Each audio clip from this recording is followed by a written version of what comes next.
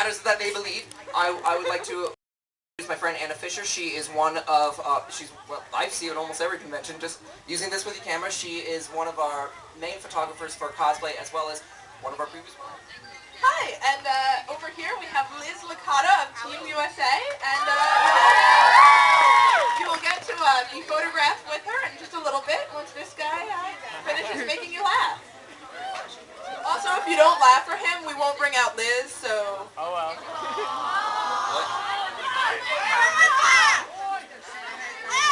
Absolutely.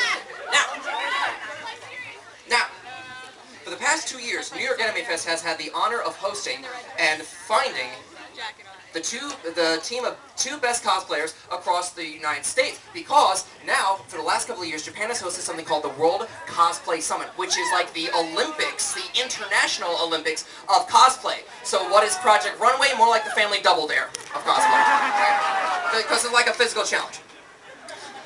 But every year we pick a team of 2, they get to ship over to Japan, put on their best outfit that they can make, and compete for the title of the best cosplayers in the world. Last year Brazil won. Why? They had a 9-foot-tall working mecha. Yeah! Of all countries, Brazil! I was expecting like a mechanical anaconda, if nothing else! Playing to my stereotypes! So we're going to have a lot of fun up here. This is, of course, one of the greatest cities on the map. This is New York City.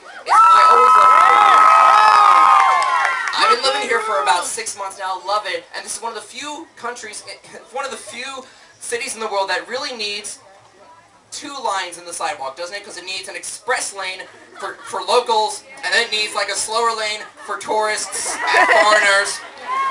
Because nothing is more painful than you're trying to get through Times Square, and you're stuck behind the guy who's doing this.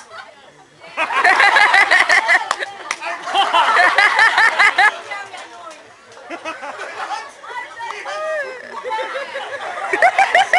guy's great. And then they get hit by the cab.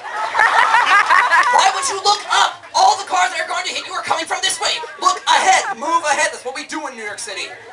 This is just an amazing place. Every day you can receive such a severe culture shock. Not like, oh wow, we have someone from Zimbabwe living in New York City, but culture shock like, you can't grow hair out of that. Whatever, it's an express train. I'll take it anyway. But it feels like every 3rd woman on this island is pregnant. Everyone's walking around with like 2 or 3 kids. I've had nothing to do with it! And I'm a bit disappointed. You know, I'm always left out of the loop.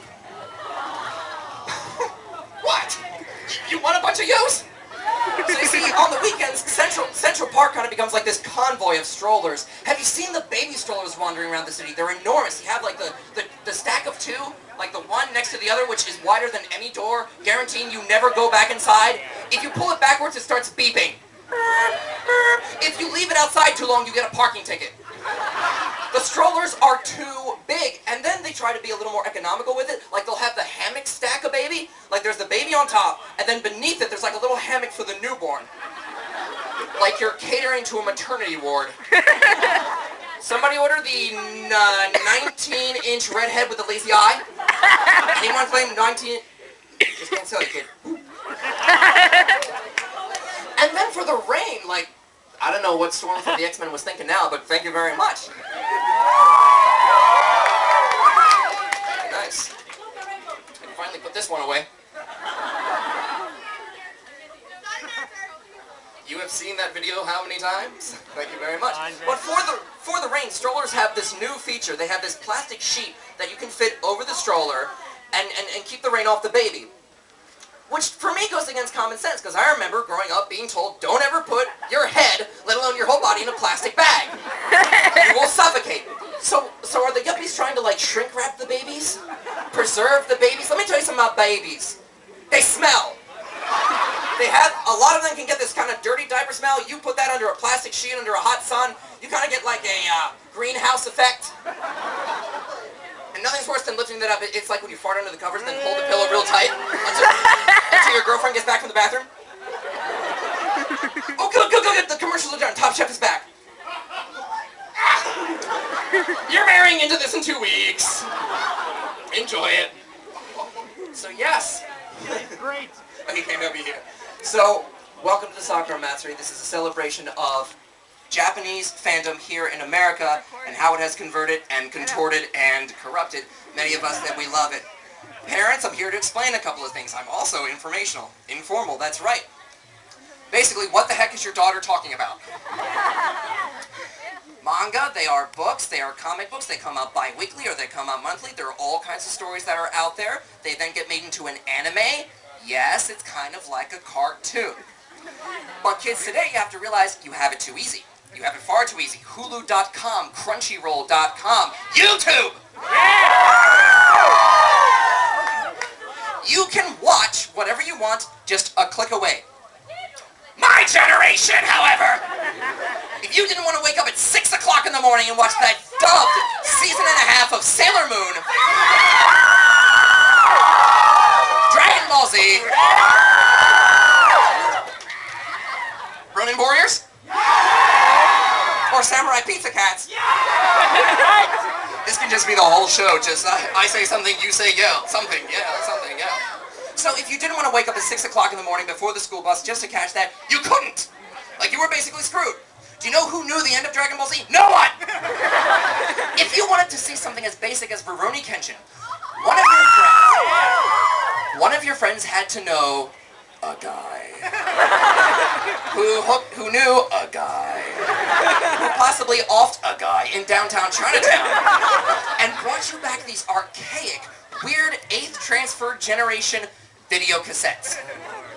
These things were made in Hong Kong. People who subtitled it because they knew of English, not really knew English, and you knew what these things were because watching it was just a horror fest with your anime club because they would change the character names for no reason. So you'd think you'd be watching 3 stories, but they haven't changed the angle at all. There'd be no verbs. And the punctuation would be like on the top of the screen. And every time a new subtitle came up, you got to pause and play the guessing game.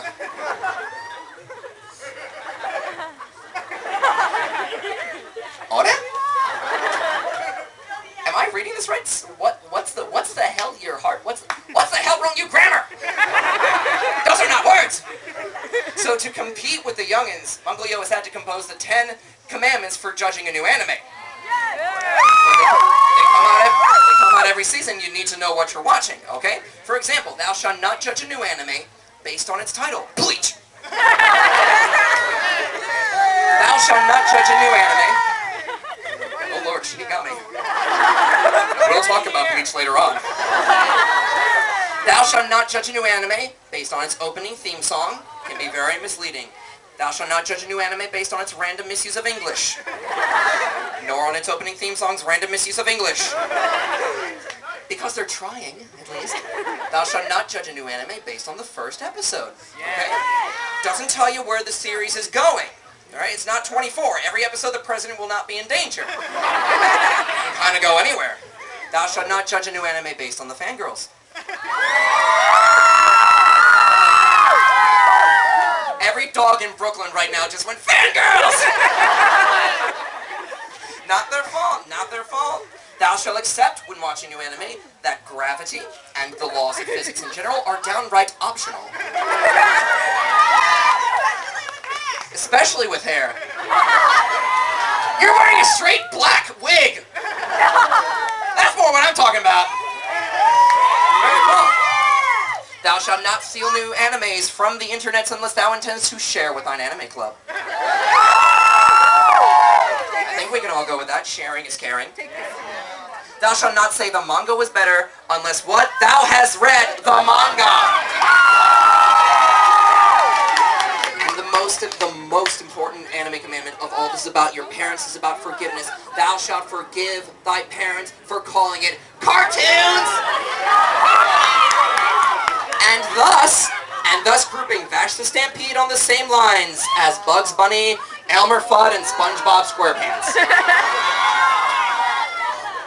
Now, we always keep up to date on things. I, for example, have recently started up on Twitter, and I've been following various anime characters, so I want to let you know what your favorite ninja of Naruto are up to recently. Okay, well, this is from the Akatsuki page. Kisame and Itachi are firebombing the nearest Red Lobster. According to Kisame, it's personal. Kakashi-sensei is none of your business. See, he's a good ninja. Kiba is currently marking Hinata's right leg. Apparently Inuyasha tagged the left. Let's see. Gaara is tired of being on kitty litter duty. Oh, Orochimaru just got kicked out of Ireland via St. Patrick. Okay, parents, explain